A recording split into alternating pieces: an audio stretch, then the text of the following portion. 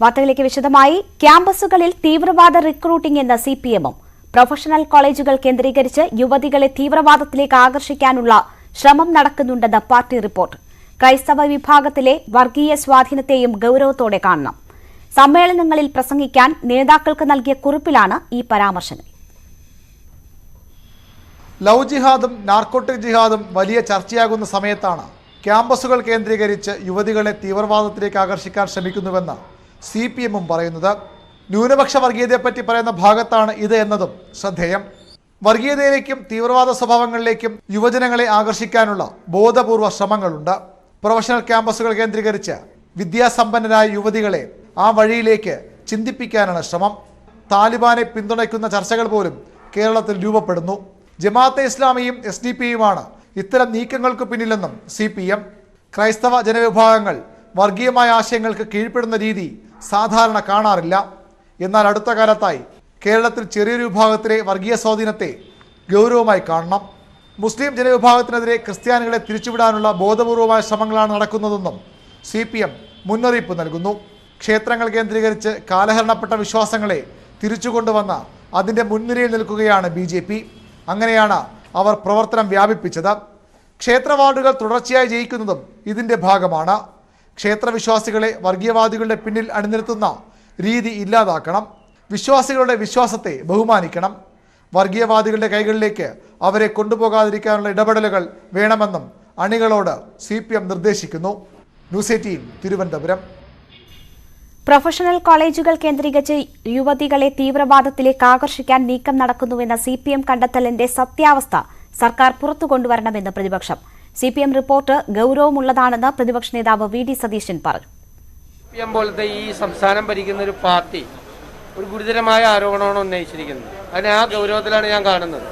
പക്ഷേ അത് എന്ത് തെളിവിൻ്റെ അടിസ്ഥാനത്തിലാണ്, എന്ത് കേസുകളുടെ അടിസ്ഥാനത്തിലാണ്, ഇത് സംബന്ധിച്ച് എന്തെങ്കിലും കേസുകൾ രജിസ്റ്റർ ചെയ്തിട്ടുണ്ടോ, ഇതിൻ്റെ എന്തെങ്കിലും ഡാറ്റ CPM-ന്റെ കൈവശമുണ്ടോ, അത് ഉണ്ടെങ്കിൽ അത് വ്യക്തമാക്കാനുള്ള ഉത്തരവാദിത്വം കൂടി അവരുടെ പാർട്ടിക്കും സർക്കാരിനുമുണ്ട്. ഇത്തരം നീക്കം നടക്കുന്നത് എവിടെയാണെന്ന് CPM വ്യക്തമാക്കണമെന്ന് ജമാഅത്തെ ഇസ്ലാമി ആവശ്യപ്പെട്ടു. ഇക്കാര്യത്തിൽ പുകമറ സൃഷ്ടിക്കാൻ CPM ശ്രമിക്കരുത്. വസ്തുതകൾ CPM വെളിപ്പെടുത്തണമെന്നും ജമാഅത്തെ ഇസ്ലാമി അസിസ്റ്റന്റ് അമീർ മുജീബ് റഹ്മാൻ ആവശ്യപ്പെട്ടു. എന്തുകൊണ്ടാണ് പരസ്യമായി സമ്മതിക്കാൻ CPM തയ്യാറാവാത്തത്? കലാലയങ്ങളിൽ പെൺകുട്ടികളെ വശംവദകളാക്കി മതപരിവർത്തനത്തിന് ശ്രമം നടക്കുന്നു എന്നുവരെ പറഞ്ഞു വെക്കുന്ന CPM ഇതുതന്നെയാണ് ഞങ്ങൾ വർഷങ്ങളായി പറഞ്ഞുകൊണ്ടിരിക്കുന്ന ലവ് ജിഹാദ് എന്ന് തുറന്ന് സമ്മതിക്കാൻ എന്തുകൊണ്ടാണ് തയ്യാറാവാത്തത്? ഈ ഇരട്ടത്താപ്പ് CPM നേതൃത്വം അവസാനിപ്പിക്കണം. ശരിയായ അന്വേഷണം ഇക്കാര്യത്തിൽ നടക്കണം. ഭീകരവാദ ശക്തികളുടെ സ്വാധീനം കേരളത്തിൽ വർദ്ധിച്ചു വരികയാണ്. അതിന് ലവ് ജിഹാദ് പോലുള്ള സംഭവങ്ങൾ അവർ ഉപയോഗിക്കുന്നു. CPM അത് ഉന്നയിക്കുമ്പോൾ അതിന് അടിസ്ഥാനമായ വസ്തുതകൾ പുറത്തേക്ക് വെക്കണം. ഇത് നിലവിൽ കേരളത്തിൽ ഒരുപാട് തെറ്റിദ്ധാരണാജനകമായ പുകമറ സൃഷ്ടിക്കപ്പെട്ടിട്ടുണ്ട്. അതിനകത്ത് സാമൂഹ്യ ദ്രോഹികൾ നന്നായി നിറഞ്ഞാടുന്നുണ്ട്. വർഗീയ ധ്രുവീകരണം സൃഷ്ടിക്കപ്പെട്ടുകൊണ്ടിരിക്കുന്നുണ്ട്. ആ ഒരു ഘട്ടത്തിൽ ഗവൺമെന്റിന്റെ ഭാഗമായ ഒരു പാർട്ടി ഇത്തരം പുകമറ ഇല്ലാതാക്കാനും വസ്തുതകളായി കണ്ടെത്താനും എന്നിട്ട് പുറത്തു കൊണ്ടുവരാനാണ് തയ്യാറാകേണ്ടത്. BJP-യുടെയും ജമാഅത്തെ ഇസ്ലാമിയുടെയും പ്രതികരണമാണ് കണ്ടത്. ലവ് ജിഹാദ് ഉണ്ടെന്ന് CPM സമ്മതിക്കാത്തത് എന്തുകൊണ്ടെന്ന് BJP സംസ്ഥാന പ്രസിഡന്റ് K. സുരേന്ദ്രൻ ചോദിച്ചു. പാലാ ബിഷപ്പിന്റെ പരാമർശത്തെ വിമർശിച്ചവരാണ് CPM എന്നും ഒടുവിൽ പാർട്ടി രേഖകളിൽ ഇതൊക്കെ സമ്മതിക്കുകയാണെന്നും സുരേന്ദ്രൻ കുറ്റപ്പെടുത്തി. പാലാ ബിഷപ്പിന്റെ വിവാദ പ്രസ്താവനയിൽ അനുനയ നീക്കവുമായി സർക്കാർ. നാർക്കോട്ടിക്സ് ജിഹാദ് പരാമർശം നടത്തിയ മാർ ജോസഫ് കല്ലറങ്ങാട്ടുമായി ബിഷപ്പ് ഹൌസിലെത്തി മന്ത്രി VN വാസവൻ ചർച്ച നടത്തി. വിവാദങ്ങൾ അവസാനിച്ചെന്നും വർഗീയ ചേരിതിരിവുണ്ടാക്കാൻ ആരെയും അനുവദിക്കില്ലെന്നും കൂടിക്കാഴ്ചയ്ക്ക് ശേഷം മന്ത്രി പറഞ്ഞു. കോൺഗ്രസ് BJP നേതാക്കൾ വന്നുപോയതിനു പിന്നാലെയാണ് സഹകരണ മന്ത്രി VN വാസവൻ പാലാ ബിഷപ്പ് ഹൌസിൽ സമാധാന ദൂതുമായി എത്തിയത്. പൂർണ്ണമായും സൗഹൃദ സന്ദർശനമെന്നാണ് മന്ത്രി VN വാസവൻ വ്യക്തമാക്കിയത്. പ്രശ്നങ്ങളെല്ലാം അവസാനിച്ചെന്ന് ബിഷപ്പ് ജോസഫ് കല്ലറങ്ങാട്ടിനെ സന്ദർശിച്ച ശേഷം വാസവൻ വ്യക്തമാക്കി. ആ വിഷയത്തെ സംബന്ധിച്ചുള്ള കാര്യങ്ങൾ ചാർട്ടർ ക്ലോസ് ഇപ്പോൾ ഞങ്ങൾ സംസാരിച്ച ആ വിഷയങ്ങളൊന്നും അല്ല സംസാരിച്ച് ഞാൻ പറഞ്ഞല്ലോ, തികഞ്ഞ സൗഹൃദമാണ് അദ്ദേഹവുമായി പങ്കിട്ടത്. അത് സാമൂഹ്യ പ്രശ്നങ്ങൾ ചർച്ച ചെയ്തു. ഇവിടെ ഈ കാര്യത്തെ സംബന്ധിച്ചോളം അദ്ദേഹം പ്രയോഗിച്ച പദവുമായി ബന്ധപ്പെട്ട പ്രശ്നത്തിൽ ഗവൺമെൻറ് നിലപാട് എന്താണെന്നുള്ളത് ബഹുമാനപ്പെട്ട മുഖ്യമന്ത്രി പറഞ്ഞു. അതിനുശേഷം പിന്നെ അത് സംബന്ധിച്ച് യാതൊരു വിവാദങ്ങളോ മറ്റു കാര്യങ്ങളോ ഉണ്ടാക്കാൻ ഇവരും ശ്രമിക്കുന്നില്ല, ഗവൺമെന്റും ശ്രമിക്കുന്നില്ല. മുഖ്യമന്ത്രിയുടെ കൂടി നിർദ്ദേശപ്രകാരമാണ് VN വാസവൻ ബിഷപ്പ് ഹൌസിൽ എത്തിയതെന്നാണ് സൂചന. സഭ ഉന്നയിച്ച വിഷയങ്ങളെ സർക്കാർ ഗൗരവത്തോടെ കാണുമെന്ന ഉറപ്പും മന്ത്രി നൽകിയെന്നാണ് വിവരം. അതേസമയം സമവായ നീക്കം നടത്തിയ കോൺഗ്രസിനെയും വിഷയത്തിൽ ഇടപെട്ട BJPയെയും മന്ത്രി തള്ളിക്കളഞ്ഞു. അവരൊക്കെ എത്തിന് വേറെ ദുരുദ്ദേശങ്ങളും രാഷ്ട്രീയ കാര്യങ്ങളും ഉണ്ടാവും. ഞാൻ തികച്ചും സഭയോടുള്ള സ്നേഹവും ആദരവും ബഹുമാനവും നിലനിർത്തി പതിവ് സന്ദർശനം എന്ന രൂപത്തിൽ ഞാൻ വീണ്ടും ഇവിടെ വന്നു. സർക്കാർ എല്ലാം കാണുന്നുണ്ടെന്നും വേണ്ട സമയത്ത് ഇടപെടുമെന്നും രാവിലെ ജോസ് കെ മാണി വ്യക്തമാക്കിയിരുന്നു. ഞാൻ ഈ പറഞ്ഞത് ഈ കാര്യങ്ങളൊക്കെ സർക്കാരിന്റെ മുമ്പിലുണ്ട്. സർക്കാർ അതിനകത്തുള്ള ചില ഈ പറയുന്ന ഉചിതമായ സമയത്ത് ഉചിതമായ കാര്യങ്ങൾ ചെയ്യും. RSS നേതാവ് വത്സൻ തില്ലങ്കേരിയും ഇന്ന് ബിഷപ്പിനെ സന്ദർശിച്ചു. വിദ്യാസമ്പന്നരായ യുവതി യുവാക്കളെ തീവ്രവാദത്തിലേക്ക് കൊണ്ടുപോകാനുള്ള ബോധപൂർവമായ ശ്രമം നടക്കുന്നുവെന്ന CPM റിപ്പോർട്ട് ഇന്ന് തന്നെ പുറത്തു വന്നത് ശ്രദ്ധേയമാണ്. വിഷയത്തിൽ താൽക്കാലിക വെടിനിർത്തൽ ഉണ്ടായിട്ടുണ്ട്. എന്നാൽ ഇത് എത്രത്തോളം മുന്നോട്ട് പോകുമെന്നുള്ളത് കാത്തിരുന്ന് തന്നെ കാണണം. ക്യാമറമാൻ ഇമ്മാനുവൽ തോമസിനൊപ്പം G ശ്രീജിത്ത്, ന്യൂസ് 18 പാല. ചന്ദ്രിക കള്ളപ്പണക്കേസിൽ പാണക്കാട് മൊയ്ൻ അലി തങ്ങൾ ഇന്ന് ഇഡിക്ക് മുൻപാകെ ഹാജരാകില്ല. ഹൈദർ അലി തങ്ങളുടെ ചികിത്സയുമായി ബന്ധപ്പെട്ട് ചില അസൌകര്യങ്ങളുണ്ടെന്നും മറ്റൊരു ദിവസം ഹാജരാകാമെന്നും മൊയ്ൻ അലി തങ്ങൾ ഇഡിയെ അറിയിച്ചു. എന്നാൽ ചന്ദ്രികയിലെ സാമ്പത്തിക ക്രമക്കേടുകൾ സംബന്ധിച്ച് കൂടുതൽ തെളിവുകൾ ശേഖരിക്കാനാണ് മൊയ്ൻ അലി സമയം നീട്ടി ചോദിച്ചതെന്നാണ് വിവരം. Chandrika പത്രവുമായി PK Kunhalikutty ബന്ധമെന്താണ്? നോട്ട് നിരോധന കാലത്ത് എറണാകുളത്തെ ചന്ദ്രിക അക്കൗണ്ടിൽ നിക്ഷേപിക്കപ്പെട്ട 10 കോടി രൂപ എവിടെ നിന്ന് ലഭിച്ച പണമാണ്? ചന്ദ്രികയിൽ നടക്കുന്ന സാമ്പത്തിക ക്രമക്കേടുകൾ എന്താണ്? കോടികൾ പിരിച്ചെടുത്തിട്ടും ചന്ദ്രിക എങ്ങനെ നഷ്ടത്തിൽ തുടരുന്നു? ചന്ദ്രിക അക്കൗണ്ടിൽ നിന്നും പിൻവലിച്ച കോടികൾ എവിടേക്കാണ് പോയത്? കള്ളപ്പണം വെളുപ്പിച്ചെന്ന പരാതിയിൽ ചന്ദ്രികയുടെ ഫൈനാൻസ് ഡയറക്ടർ മുഹമ്മദ് സമീർ ഇഡിക്ക് മുമ്പാകെ സമർപ്പിച്ച രേഖകളുടെ വസ്തുതകൾ എന്താണ്? ഇവയാണ് മൊയ്ൻ അലി തങ്ങളിൽ നിന്ന് ഇഡിക്ക് അറിയാനുള്ളത്. പാണക്കാട് ഹൈദരലി തങ്ങളുടെ നിർദ്ദേശത്തെ തുടർന്ന് കഴിഞ്ഞ 6 മാസമായി ചന്ദ്രികയുടെ സാമ്പത്തിക കാര്യങ്ങൾ മൊയ്ൻ അലി തങ്ങൾ പരിശോധിച്ചു വരികയാണ്. ഈ പരിശോധനയിൽ ബോധ്യമായ കാര്യങ്ങൾ ഇഡി മൊയ്ൻ അലിയിൽ നിന്ന് ചോദിച്ചറിയും. ചന്ദ്രികയുടെ വാർഷിക വരിസംഖ്യ ചേർത്തതിൽ നിന്ന് ലഭിച്ച തുകയാണ് നിക്ഷേപിച്ച 10 കോടിയെന്നാണ് ഫൈനാൻസ് ഡയറക്ടർ മുഹമ്മദ് സമീർ ഇഡിക്ക് മുമ്പാകെ നൽകിയ മൊഴി. പിൻവലിച്ച പണം ചന്ദ്രിക ജീവനക്കാരുടെ ശമ്പള കുടിശ്ശിക തീർക്കാൻ ഉപയോഗിച്ചുവെന്നും സമീർ പറഞ്ഞു. ഇത് ശരിയാണോ എന്ന് മൊയ്ൻ അലി തങ്ങളിൽ നിന്ന് ഇഡി ചോദിച്ചറിയും. ചന്ദ്രിക കേസിൽ KT ജലീലും ലീഗ് ഉന്നത നേതാവിന്റെ ഫോൺ സംഭാഷണങ്ങൾ ഉൾപ്പെടെ ചില സുപ്രധാന തെളിവുകൾ ഇഡിക്ക് കൈമാറിയിട്ടുണ്ട്. കേസിൽ ഇന്നലെയാണ് ഇഡി PK കുഞ്ഞാലിക്കുട്ടിയെ ചോദ്യം ചെയ്തത്. ഹൈദരലി തങ്ങളുടെ ചികിത്സയുമായി ബന്ധപ്പെട്ട അസൗകര്യമാണ് അറിയിച്ചതെങ്കിലും കൂടുതൽ തെളിവുകൾ ശേഖരിച്ച് ഒരുങ്ങി ഇഡിക്ക് മുമ്പിലെത്താനാണ് മൊയ്ൻ അലി തങ്ങളുടെ നീക്കം. ചന്ദ്രിക കേസുമായി ബന്ധപ്പെട്ട് മാത്രമല്ല, മുസ്ലിം ലീഗ് രാഷ്ട്രീയത്തിലും നിർണായകമാണ് മൊയ്ൻ അലി തങ്ങൾ ഇഡിക്ക് മുമ്പാകെ നൽകാൻ പോകുന്ന മൊഴി. കോഴിക്കോട് നിന്നും മുഹമ്മദ് ഷഹീദ്, ന്യൂസ് 18. കേരള കോൺഗ്രസിനും തനിക്കും എതിരെ CPI സംസ്ഥാന സെക്രട്ടറി കാനം രാജേന്ദ്രൻ നേരത്തെയും പ്രതിഷേധം അറിയിച്ചിട്ടുണ്ടെന്ന് ജോസ് കെ മാണി. അത് എന്തുകൊണ്ടെന്ന് അറിയില്ല. പ്രതിഷേധത്തെക്കുറിച്ച് കാനത്തോട് തന്നെ ചോദിക്കണമെന്നും ജോസ് കെ മാണി കോട്ടയത്ത് പറഞ്ഞു.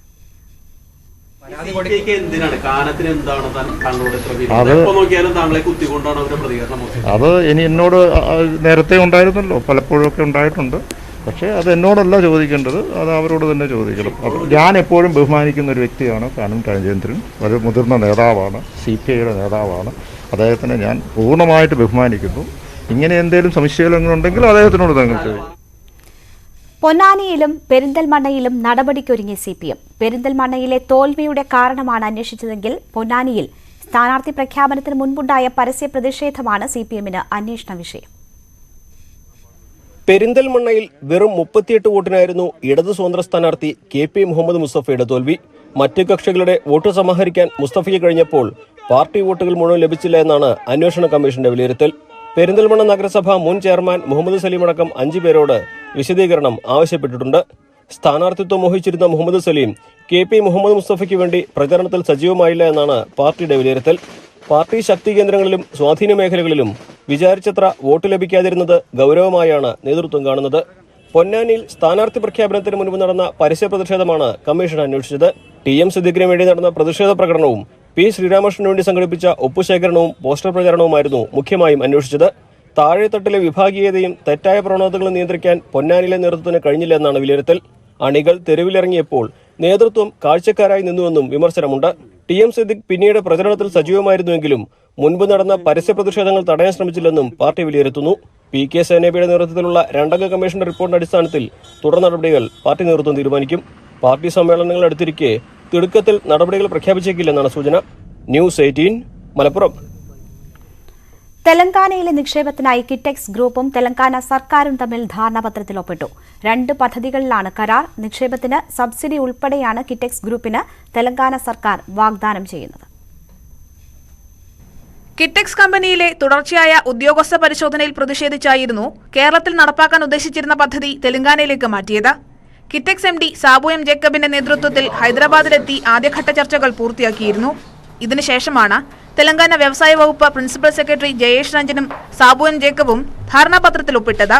വാറങ്കൽ മെഗാ ടെക്സ്റ്റൈൽസ് പാർക്ക്, ഹൈദരാബാദിലെ ഇൻഡസ്ട്രിയൽ പാർക്ക് എന്നിവിടങ്ങളിലെ നിക്ഷേപത്തിനാണ് ധാരണാപത്രം. മെഗാ ടെക്സ്റ്റൈൽസ് പാർക്കിൽ 4000 തൊഴിലവസരങ്ങളാണ് കിറ്റെക്സിന്റെ വാഗ്ദാനം. MOU ഒപ്പിടുന്നതിന് മുൻപ് തെലങ്കാന വ്യവസായ മന്ത്രി MT രാമറാവുമായി സാബു M ജേക്കബ് കൂടിക്കാഴ്ച നടത്തിയിരുന്നു. തെലങ്കാന സർക്കാർ പദ്ധതികൾക്ക് പൂർണ്ണ പിന്തുണ നൽകുമെന്ന് MT രാമറാവു ഉറപ്പു നൽകിയിട്ടുണ്ട്. +1 പരീക്ഷ നടത്താൻ സുപ്രീംകോടതി അനുമതി. ഇപ്പോൾ മന്ത്രി വി ശിവൻകുട്ടി മാധ്യമങ്ങളെ കാണും. 1-ാം വർഷ പരീക്ഷ നടത്തുന്നതിന് വേണ്ടി തീരുമാനിച്ചു. ആ 1-ാം വർഷ പരീക്ഷ നടത്തുന്നതിന് വേണ്ടി ടൈം ടേബിൾ നിശ്ചയിച്ചപ്പോൾ പരീക്ഷകൾ തമ്മിലുള്ള ഗ്യാപ്പിന്റെ എന്നെ സംബന്ധിച്ചുള്ള ചില പരാതികൾ ഉയർന്നു വന്നിരുന്നു. അതിന്റെ അടിസ്ഥാനത്തിൽ ഒരു പരീക്ഷ കഴിഞ്ഞാൽ 2, 3, 4 ദിവസം വരെ കുട്ടികൾക്ക് പഠിക്കുന്നതിന് വേണ്ടി ഉള്ള സമയം കൊടുത്തുകൊണ്ട് പുതിയ ടൈം ടേബിൾ നിശ്ചയിച്ചു. ഈ അവസരത്തിലാണ് ഒരു കൂട്ടർ പരീക്ഷ നടത്താൻ പാടില്ല എന്നുള്ള ആവശ്യമായി ബഹുമാനപ്പെട്ട ഹൈക്കോടതിയെ സമീപിക്കുന്നത്. ബഹുമാനപ്പെട്ട ഹൈക്കോടതി ആ ആവശ്യം തള്ളി. അതിന്റെ അടിസ്ഥാനത്തിലാണ് ബഹുമാനപ്പെട്ട സുപ്രീം കോടതിയിൽ കേസുമായി പോകുന്നത്. ബഹുമാനപ്പെട്ട സുപ്രീം കോടതി പൊതുവിദ്യാഭ്യാസ വകുപ്പ് പരീക്ഷ നടത്തുന്നതിന് വേണ്ടി എടുത്തിട്ടുള്ള തീരുമാനങ്ങളെ സംബന്ധിച്ചിടത്തോളം താൽക്കാലികമായി സെപ്റ്റംബർ 13-ാം തീയതി വരെ സ്റ്റേ കൊടുത്തിരുന്നു. 13-ാം തീയതി ബഹുമാനപ്പെട്ട സുപ്രീം കോടതി ജഡ്ജിക്ക് അന്ന് അവധിയായതിനാൽ ഇന്ന് കോടതി വീണ്ടും ആ വിഷയം പരിഗണിക്കുകയുണ്ടായി. പരിഗണിച്ച ശേഷം ബഹുമാനപ്പെട്ട കോടതി പറഞ്ഞിരിക്കുന്നതായി മനസ്സിലാക്കുന്നത് പരീക്ഷ നടത്തുന്നതിന് വേണ്ടി ഒരു തടസ്സവുമില്ല, പരാതിക്കാരുടെ പരാതി തള്ളിക്കളഞ്ഞിരിക്കുന്നു എന്നുള്ളതാണ്. കേരള ഗവൺമെന്റിന് വേണ്ടി ഹാജരായ സുപ്രീം കോടതിയിലെ വക്കീലുമായിട്ട് ബന്ധപ്പെട്ട അവസരത്തിൽ പരീക്ഷ മുമ്പ് നടത്തിയിട്ടുള്ള നടപടിക്രമങ്ങളെ സംബന്ധിച്ചിടത്തോളം കോടതി സംതൃപ്തിയാണ് രേഖപ്പെടുത്തിയിട്ടുള്ളത്. അപ്പോൾ തീർച്ചയായും എല്ലാ പ്രതിരോധ നടപടികളും സ്വീകരിച്ചുകൊണ്ട് കോവിഡ് മാനദണ്ഡങ്ങൾ മാനിച്ചുകൊണ്ട്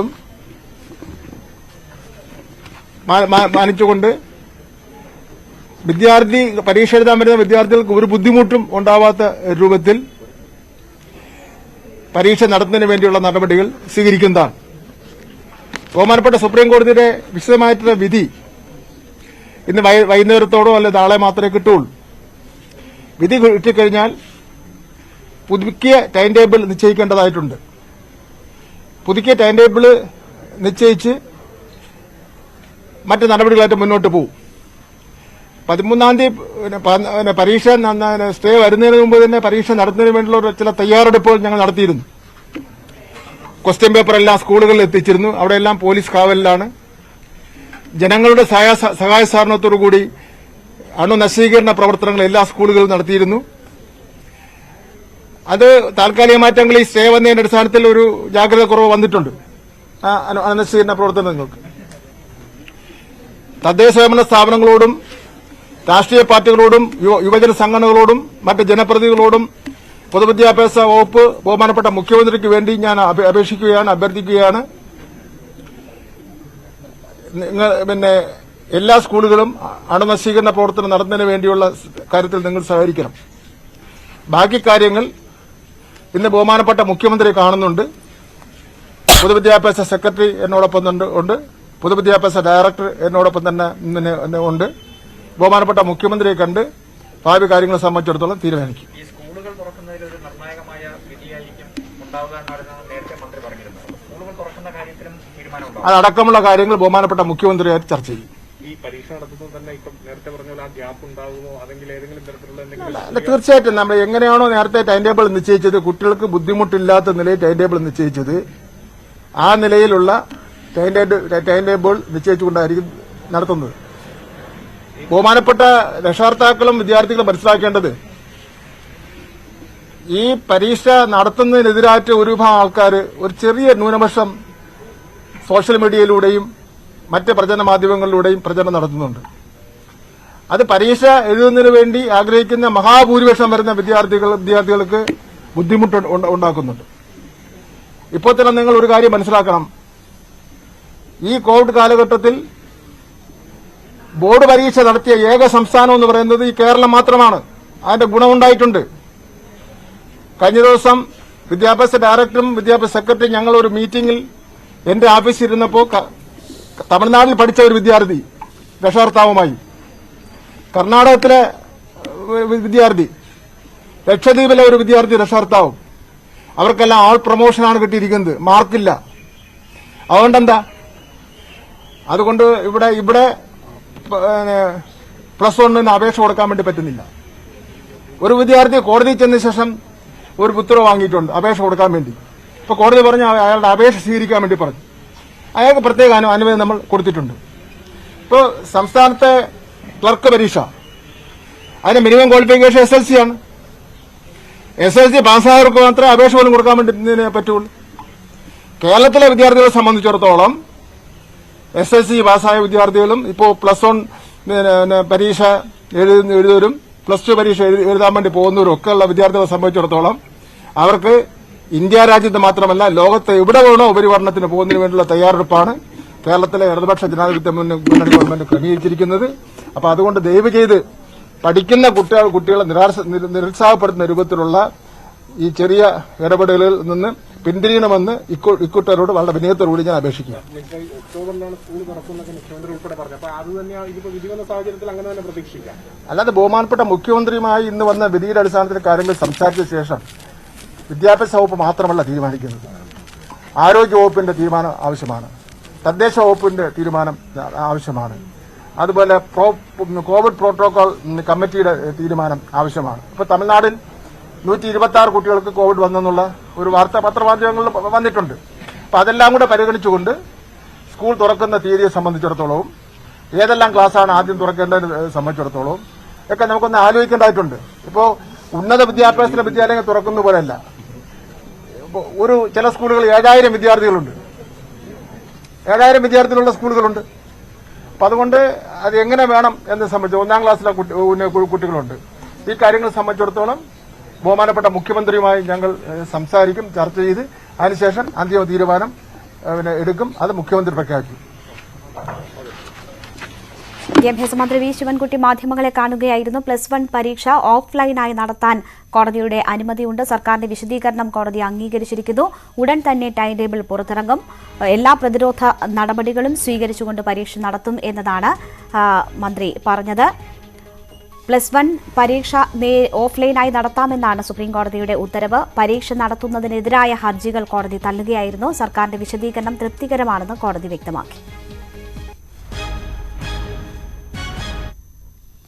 ആധുനിക ഭൌതിക ശാസ്ത്രത്തിലെ അഗ്രഗണ്യനായി പരിഗണിക്കുന്ന മലയാളി താണു പത്മനാഭൻ അന്തരിച്ചു. 64 വയസ്സായിരുന്നു. ഹൃദയാഘാതത്തെ തുടർന്ന് പൂനെയിലെ വീട്ടിലായിരുന്നു അന്ത്യം.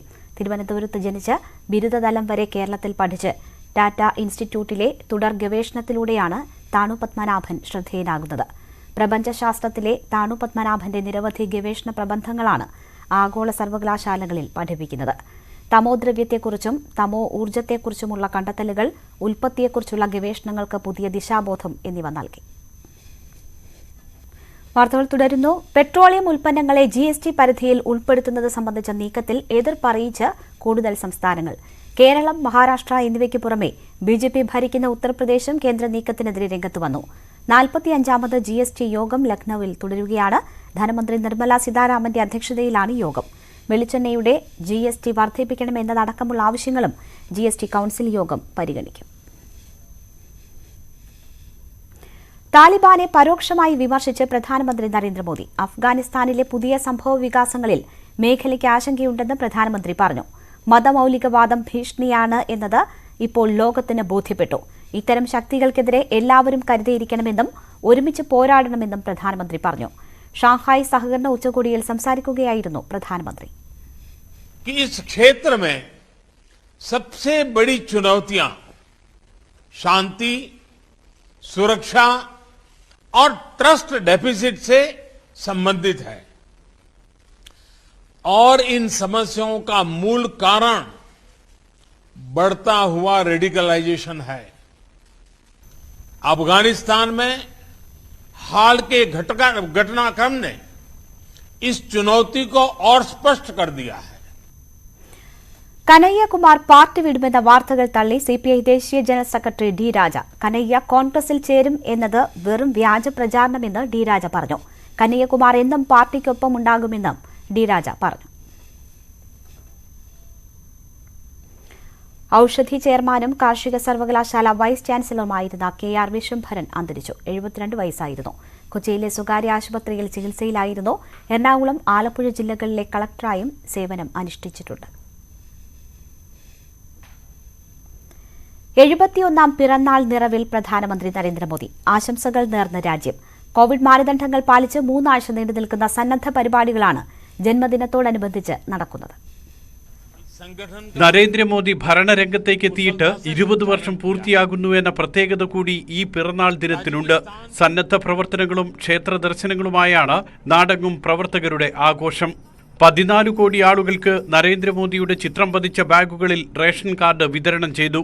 ഗരീബ് കല്യാൺ യോജന പദ്ധതി വഴിയാണ് ബാഗുകൾ വിതരണം ചെയ്തത്. 71ാം ജന്മദിനത്തിന്റെ ഭാഗമായി 71 സ്ഥലങ്ങളിൽ നദികൾ വൃത്തിയാക്കി. ശില്പശാലകളും സന്നദ്ധ പ്രവർത്തനങ്ങളും 3 ആഴ്ച നീണ്ടുനിൽക്കും. രക്തദാനം, മെഡിക്കൽ ക്യാമ്പുകൾ എന്നിവയും സംഘടിപ്പിച്ചിട്ടുണ്ട്. സംസ്ഥാനത്തെ BJP നേതാക്കൾ വിവിധ ക്ഷേത്രങ്ങൾ സന്ദർശിച്ചാണ് ആഘോഷങ്ങളിൽ പങ്കാളികളായത്. സംസ്ഥാന പ്രസിഡന്റ് K. സുരേന്ദ്രൻ കാസർഗോഡ് മധൂർ സിദ്ധിവിനായക ക്ഷേത്രത്തിൽ ദർശനം നടത്തി. O. രാജഗോപാൽ തിരുവനന്തപുരം പഴവങ്ങാടി ഗണപതി കോവിൽ, MT രമേശ് ഗുരുവായൂർ, കുമ്മനം രാജശേഖരൻ പത്മനാഭസ്വാമി ക്ഷേത്രം, സംസ്ഥാന general secretary C. Krishnakumar Sabarimala എന്നിവിടങ്ങൾ സന്ദർശിച്ചു. പിറന്നാൾ ദിനത്തിൽ പ്രധാനമന്ത്രി നരേന്ദ്രമോദിക്ക് മുഖ്യമന്ത്രി ആശംസകൾ അറിയിച്ചു. ആരോഗ്യവും സന്തോഷവും നിറഞ്ഞ ജീവിതം ആശംസിക്കുന്നു എന്നാണ് പിണറായി വിജയന്റെ പിറന്നാൾ സന്ദേശം. News desk, news 18. K. Sivadasan നായരുടെ സസ്പെൻഷൻ KPCC റദ്ദാക്കി. ശിവദാസൻ നായരുടെ മറുപടി തൃപ്തികരമെന്ന് K. സുധാകരൻ അറിയിച്ചു. പാർട്ടിയെ അപകീർത്തിപ്പെടുത്തുന്നവർക്കെതിരെ ഇനിയും നടപടി ഉണ്ടാകുമെന്നാണ് KPCC അധ്യക്ഷൻ മുന്നറിയിപ്പ് നൽകുന്നത്. വയനാട് പനമരം ഇരട്ടക്കൊലപാതക കേസിലെ പ്രതി പിടിയിൽ. ചോദ്യം ചെയ്യലിനിടെ വിഷം കഴിച്ച് ആത്മഹത്യ ചെയ്യാൻ ശ്രമിച്ച അർജുൻ തന്നെയാണ് പ്രതിയെന്ന് പോലീസ് സ്ഥിരീകരിച്ചു. കൊല്ലപ്പെട്ട റിട്ടയർഡ് അധ്യാപകരായ കേശവന്റെയും ഭാര്യ പത്മാവതിയുടെയും അയൽവാസിയാണ് അർജുൻ. കാസർഗോഡ് ചെങ്കളയിൽ പനി ബാധിച്ച് മരിച്ച 5 വയസ്സുകാരിക്ക് നിപ്പയില്ലെന്ന് സ്ഥിരീകരിച്ചു. RT-PCR പരിശോധനാ ഫലവും നെഗറ്റീവാണ്. ഇന്നലെ നടത്തിയ ട്രൂനാറ്റ് പരിശോധനാ ഫലം നെഗറ്റീവായിരുന്നു. ബുധനാഴ്ച വൈകുന്നേരം കണ്ണൂരിലെ സ്വകാര്യ ആശുപത്രിയിലായിരുന്നു കുട്ടി മരിച്ചത്. കടുത്ത പനി ബാധിച്ച് 2 ദിവസത്തിനകം കുട്ടി മരിച്ചതിനെ തുടർന്നാണ് സ്രവം നിപ്പ പരിശോധനയ്ക്ക് അയച്ചത്. ആലപ്പുഴയിലെ വ്യാജ അഭിഭാഷക സെസി സേവ്യറിന് മുൻകൂർ ജാമ്യമില്ല. മുൻകൂർ ജാമ്യ ഹർജി ഹൈക്കോടതി തള്ളി. അന്വേഷണ ഉദ്യോഗസ്ഥന് മുന്നിൽ ഉടൻ കീഴടങ്ങാൻ കോടതി നിർദ്ദേശിച്ചു. തനിക്കെതിരായ വഞ്ചനാ കുറ്റം നിലനിൽക്കില്ലെന്നും മനഃപൂർവ്വം ആൾമാറാട്ടം നടത്തിയിട്ടില്ല എന്നുമാണ് സെസിയുടെ വാദം. ആലപ്പുഴ ബാർ അസോസിയേഷന്റെ പരാതിയിലാണ് സെസി സേവ്യറിനെതിരെ വഞ്ചനാക്കുറ്റം ചുമത്തി പോലീസ് കേസെടുത്തത്. ഹർജിയിൽ ബാർ അസോസിയേഷൻ അംഗവും കക്ഷി ചേർന്നിരുന്നു. ആലപ്പുഴ തോട്ടപ്പള്ളിയിലെ കരിമണൽ ഖനനം തടഞ്ഞ മത്സ്യത്തൊഴിലാളികളും സംയുക്ത സമരസമിതിയും. കുട്ടനാടിനെ വെള്ളപ്പൊക്കത്തിൽ നിന്ന് രക്ഷിക്കാനെന്ന വ്യാജേന പൊഴിമുഖത്ത് നിന്ന് കോടികളുടെ കരിമണൽ കടത്തുകയാണെന്ന് സമരക്കാർ ആരോപിച്ചു. വള്ളവും മത്സ്യബന്ധന ഉപകരണങ്ങളും ഉപയോഗിച്ച് ചരക്ക് ലോറികൾ കടന്നു പോകുന്ന വഴി ഉപരോധിച്ചായിരുന്നു പ്രതിഷേധം. ലക്ഷദ്വീപ് ഭരണപരിഷ്കാരങ്ങൾക്കെതിരായ ഹർജി ഹൈക്കോടതി തള്ളി. ഡയറി ഫാം അടച്ചുപൂട്ടൽ, സ്കൂളിലെ ഉച്ചഭക്ഷണ മെനു പരിഷ്കരണം എന്നിവ ചോദ്യം ചെയ്തുള്ള ഹർജിയാണ് ചീഫ് ജസ്റ്റിസ് അധ്യക്ഷനായ ബെഞ്ച് തള്ളിയത്.